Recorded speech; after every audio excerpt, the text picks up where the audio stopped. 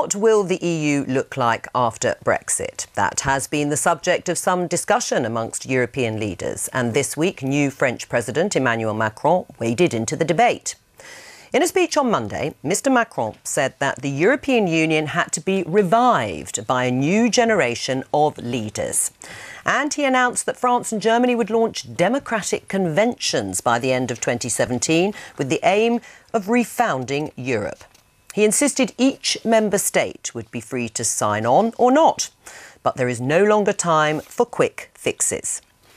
German Chancellor Angela Merkel has signalled her support for reform in Europe. A day after the Brexit negotiations began, she told the Federation of German Industries she was open to the idea of a joint EU finance minister, but only if the framework conditions are right.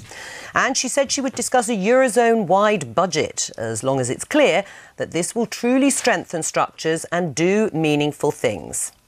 The debate follows on from Jean-Claude Juncker's white paper outlining 5 scenarios for the future of the EU, which was discussed at the Rome summit in March. That ranged from the EU refocusing solely on the common market to faster integration between nations. And amidst all that and the Brexit negotiations, the UK will have to decide if it is still to join an EU-wide battle group, which Britain has committed forces to join from 2019, after the UK is due to leave the EU. Well, we've been joined by Aarti Shankar from the think tank Open Europe. Welcome to the programme. What is Macron's grand plan, do you think, for Europe? What would these democratic conventions actually look like? So, of course, there are a lot of expectations on Macron's shoulders right now. This was a manifesto promise of his to hold democratic conventions in France, but he hopes to extend it across the EU. And I think this is a basis on which he constructed his own campaign when he was running for president here. And the expectation is that you can build a bottom-up sort of democracy and the people themselves can shape the priorities, be it of the French presidency or the European Union going forward. But is it just a talking shop? I mean, is it a way of just being seen to be doing something without any real substance to it? I think that is one criticism of it. What he hopes to achieve with these sort of democratic conventions is to focus minds in Europe much more soundly. And given Jean-Claude Juncker's Brexit white paper earlier this year, where he suggested that perhaps there are different methods that the EU can pursue going forward for reform, one of which was, of course, do less but more effectively. I think that Macron's democratic conventions attempts to speak to that, attempts to ask the people, what really do you want us to focus on? What about this new generation of leaders? I mean, he's new, but who else is he talking about? Well, of course, we do have the Irish president, who is now, of course, the youngest in the EU. Yes. And I think what he's speaking about more generally, rather than just who is leading these nations, is the idea of rejuvenating this EU project, which is, of course, the mandate that he thinks he has. Right. Do you think Emmanuel Macron is going to be successful in, if you like, trying to reshape Europe, liberating the member states once the UK leaves? I'm not quite sure what liberating the member states looks like, but in terms of his attitude to Europe, it was interesting watching the French campaign because he ran an unashamedly pro-European campaign. You know, of course it's not perfect. Westminster's not perfect. There are a whole load of institutions that aren't perfect. But he ran it against a sort of anti-European campaign from Le Pen, and he won much better than people thought he might do. So from that basis of looking at then how he can re-establish a kind of enthusiasm from Europe, I think is his starting point, and I think that's probably a good idea. Right, I mean, how does he do that, though? Because, as Claire was saying, there was a lot of sentiment that was anti-Europe within France as well. Yes, Emmanuel Macron did win overwhelmingly. But if you look at what he can actually do, is he going to bring, and should he bring, all the Eurozone states even closer together? Is that what he is planning? More integration, and will that work? Well, I admire his ambitions, but I think what he's doing is going from a platform of having fought the French elections, where the galvanising force was the fact that he had a far-right extremist as a candidate against him. And even then, the turnout was not enthused enough to be able to say that the French people felt enthused to come and back Macron on this. For him then to be able to say that he can take this on a across Europe-wide scale, I believe really is very ambitious on his behalf. Right. I mean, it doesn't sound like Sajid thinks that can work, taking note of your language. But is further integration for European countries within the EU the answer if you take on board some of the Euroscepticism that does exist in France? I mean, it's still divided like many other countries. Is it going to work? Well, it's interesting. I mean, a lot of what's being talked about is going to take a long time to deliver, quite possibly after we have left the European Union.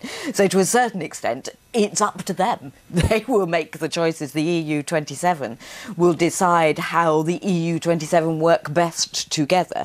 We are going to be watching from the outside. Right. And looking at what Emmanuel Macron is trying to do, if we take the idea that he is trying to bring the Eurozone countries together and they're looking at ideas that will actually promote that, is that going to be harder for the UK to negotiate its deal?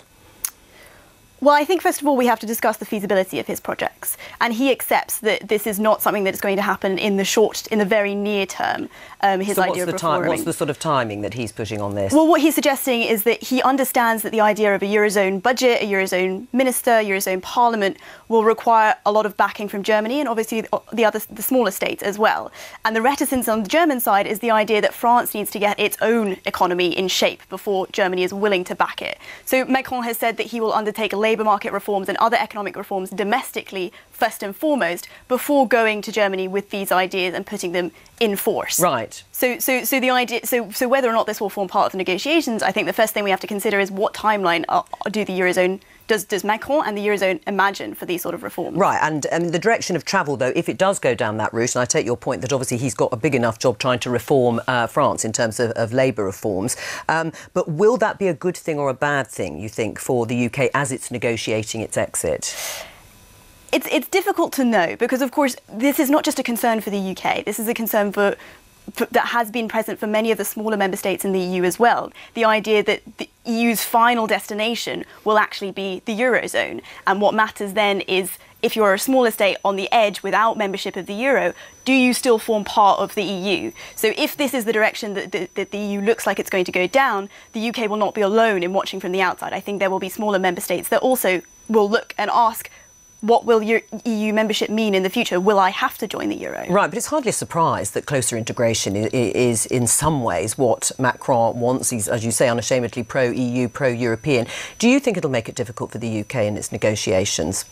I think the dynamics are there for the UK to find itself in a situation that whilst Europe is still trying to figure out quite what direction it wants to take itself, that is going to have a direct bearing on the negotiations it has with us. One of the criticisms we're currently getting from Europe is we don't quite know whether we can negotiate with the British government. How stable are you? But actually it applies the other way as well in terms of vision for Europe. They themselves aren't entirely clear as to where they're going to go. And the other factor to bear in mind when it comes to Macron is this. He's a man who has fought one election in his lifetime, and that is to become President of France. He has yet to face the hard realities of political dynamics in France, let alone at a European level. What do you think about some of the other smaller members of the EU? Do you think there really will now be this complete two-tier EU emerging? There's a resistance to that from the smaller member states. It was one of the options in the five-point plan that you were talking about was this effectively two-speed Europe.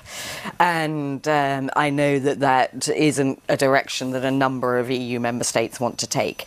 But it's also, I mean, the EU is a bit like a tanker, as we know. It doesn't turn around quickly. We are looking at having a much more dynamic and much quicker negotiation in terms of at least our exit. What the future relationship looks like, I hope, takes considerably longer if we're going to do it well.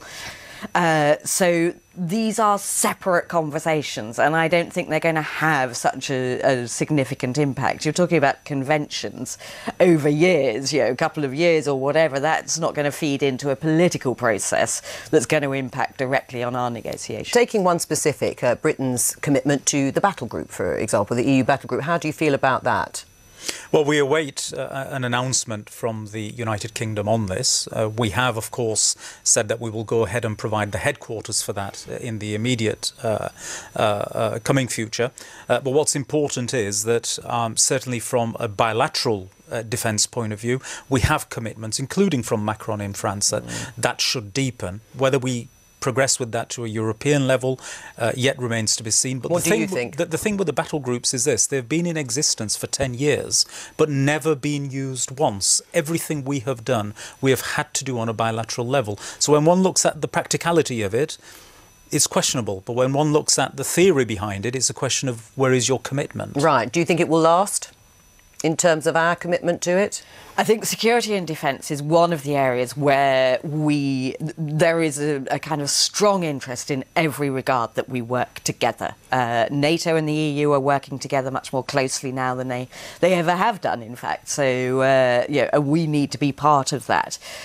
My concern is that we're taking ourselves out of the kind of taking a leading role in it, that we will be participants if we manage to get a deal that includes security and defence at all. And that, I think, will disadvantage us, that we then become very much a second-class participant in these processes. Just very briefly, are you being sort of embraced still by your colleagues in the Parliament or marginalised these days? Personally, I mean, people still get on very well with all of us. I think, well, certainly those that have played a constructive part on behalf of the United Kingdom. Professionally, of course, now people don't just say yes. When you speak to them, they want to go away and check things out. Comforting to know they used to say yes before immediately. Oh, they certainly did. Absolutely, we had a huge role that we played in the Parliament. All right, let's leave it there. Thank you very much.